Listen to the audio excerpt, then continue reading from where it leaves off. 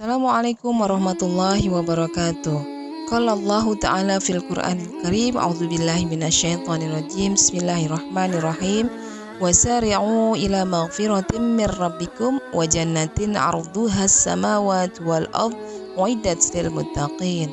Dan bersegeralah kamu mencari ampunan dari Rabbmu dan mendapatkan surga yang luasnya seluas langit dan bumi yang disediakan bagi orang-orang yang bertakwa.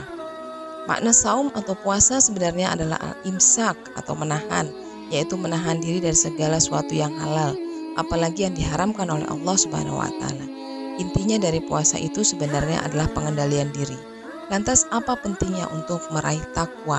Karena dengan mencapai derajat takwa, maka seorang akan memperoleh ad-dunya hasanah, kebaikan dunia, dan al-akhirati hasanah, kebaikan akhirat, yaitu surganya Allah Subhanahu wa Ta'ala.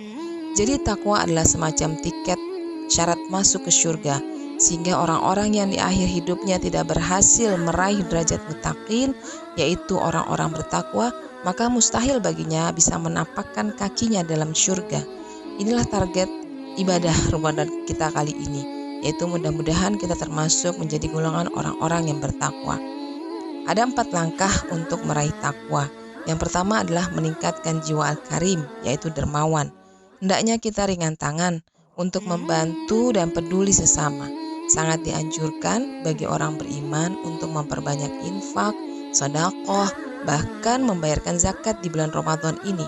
Apakah dalam bentuk memberikan makanan berbuka puasa kepada tetangga dan fakir miskin, memberikan pakaian baru bagi mereka yang kekurangan, membayarkan zakat mal, zakat fitrah, bayar fidyah, dan lain-lainnya. Kedua adalah pengendalian keinginan. Tidak semua keinginan harus diwujudkan saat itu juga, meskipun perbuatan itu halal. Seperti makan dan minum, materinya halal, perolehannya halal. Namun kata Allah Subhanahu wa Ta'ala, jangan dimakan dan diminum sebelum maghrib. Sebagai orang yang beriman, tentu hal ini wajib kita patuhi. Jika sesuatu yang halal saja kita telah mampu mengendalikan diri, apalagi terhadap hal-hal yang diharamkan oleh Allah Subhanahu wa Ta'ala. Langkah yang ketiga adalah dengan memperbanyak taubat. Tidak ada manusia yang luput dari dosa, dan sebaik-baik orang yang berdosa, mereka harus segera bertaubat dan tidak mengulangi lagi. Istighfar dan taubat pada Allah Subhanahu wa Ta'ala akan menciptakan jiwa insyaf, sadar bahwa kita makhluk yang lemah dan tidak bersih dari kesalahan. Jika kita berdosa pada Allah, maka yang harus kita lakukan adalah bertaubat.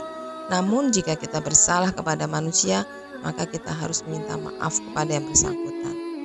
Langkah yang keempat adalah menghidupkan hati, memperbanyak sholat malam, membaca Al-Quran dan memaknai artinya, bermunajat pada Allah di malam hari, menyampaikan permohonan tentang keinginan-keinginan kita, memohon ampun kepada Allah, dan bersyukur atas nikmat yang telah Allah berikan kepada kita.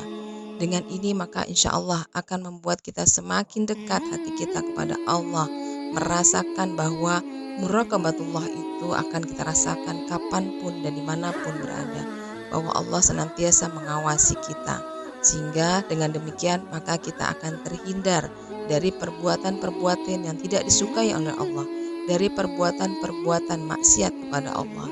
Dan ini akan membuat kita menjadi orang-orang yang hanif, yang lurus, yang akan mewujudkan cita-cita kita menjadi orang-orang yang bertakwa. Itu saja barangkali 4 langkah yang bisa kita lakukan dalam rangka menjadikan kita termasuk orang-orang yang bertakwa.